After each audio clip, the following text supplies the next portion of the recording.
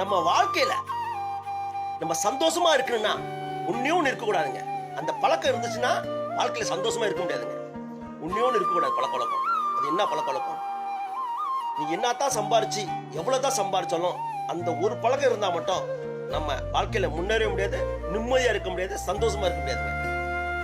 என்ன தெரியுமாங்க, யார்கிட்டயும் கையேந்தி எவ்வளவு பிரச்சனை வந்தாலும் கையேந்தி காசு வாங்கக்கூடாதுங்க. வாழ்க்கையில கடன் இருக்கக்கூடாதுங்க.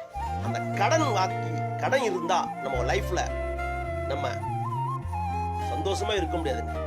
நம்ம கூடைகளை சொத்து வச்சிருப்போம், ஆனா கடன் வாங்கியிருப்பாங்க, அவங்க நிம்மதியா இருக்க முடியாது. ஆனா பாக்குறது பணக்கார மாதிரி தெரியும், ஆனா அவங்களும் கடன் வாங்கியிருப்பாங்க, அவங்க கூட நிம்மதியா இருக்க முடியாது.